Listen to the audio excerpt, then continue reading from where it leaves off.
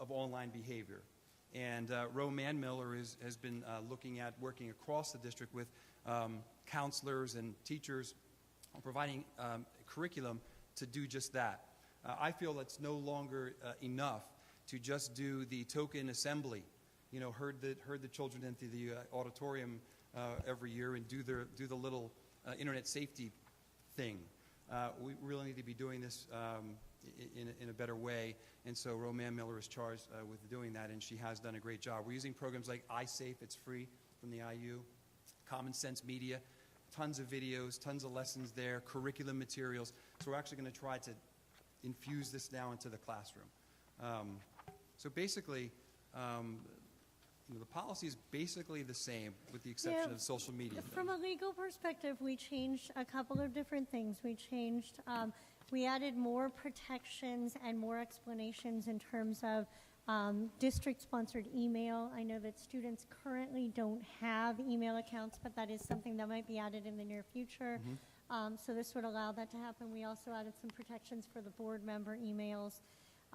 There is some enhanced language regarding cyberbullying, which is another part of the requirements for, as Tom mentioned, the Children's Internet Protection Act, which governs the E-rate funding.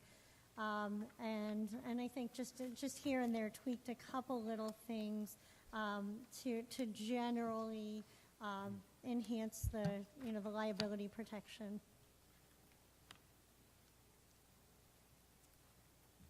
Any other questions regarding this policy? I would like to thank Tom, Mr. Drago, for all of your hard work on this. I mean, really appreciate it, and your staff. Absolutely, your whole team. Thank you. Appreciate it very much. So we will move this on to the full board if there are not any objections to that. Okay. I just want to say one more thing. I apologize for the Houston tonight has been a mess. It's been 50 million different pieces. I'm going wireless. The closest wiring closet is more than 300 feet away, which is more than Ethernet travels. So it's a mess tonight. So if you go back and watch it, it's going to be in about 15 different pieces, and I apologize. I just wanted to know where we're going now. We appreciate you being here, doing what you do best, the best you can. Okay, we're going to move on to, I think now we're back to policy 913, relations with special interest groups, including the revised to include the dissemination of material and criteria. I know, Mr. Ryder, you had some concerns regarding that policy, and I think that Aaron had rewritten some of this to elaborate on that. I do know that there are some more legal issues surrounding that probably need to be discussed, and I'm wondering if we should put that on a future meeting. Yeah, from a legal perspective, we do have a memo coming out to the board. What you see here, the way that we left it at the last policy committee was that the board was going to kind of think about what your aims are and what your goals are.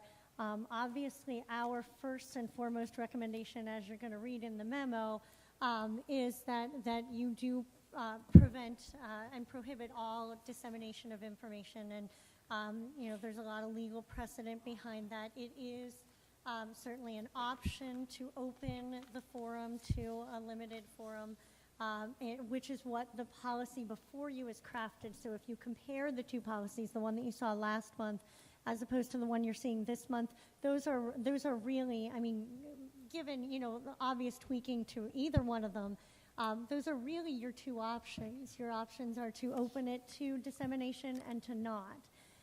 So I would encourage the board to look at the two different options, to take a look at the legal recommendations now that you're seeing a little bit of, kind of what's out there and what the potentials are, and then maybe, when we come back next, to take a look at what really is the aim in light of all of the legal considerations and the liability.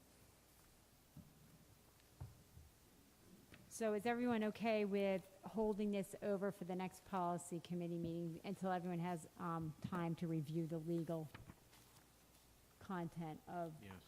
what Aaron just sent us? That's okay? No. So we'll take it as a yes, no, no, yes. And we will postpone it for further deliberation at the next policy meeting in September.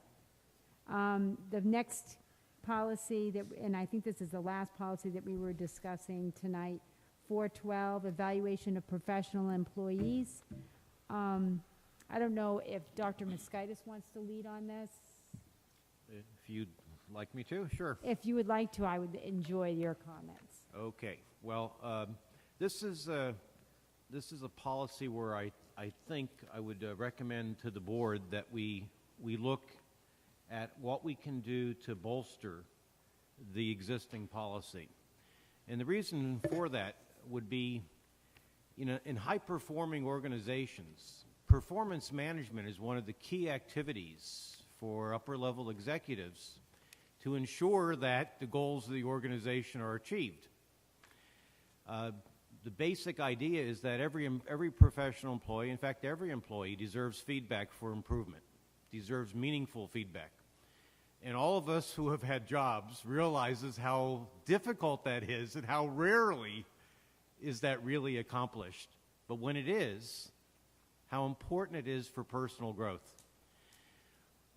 In the course of reviewing what the practice of the Easton Area School District is, I believe that a great improvement can be gained by just looking at what's done in industry. For example, it is a requirement that there's a written annual review. Furthermore, it's a requirement that that review be reviewed by the supervisor's manager and signed off. That currently is not the practice in the Easton Area School District.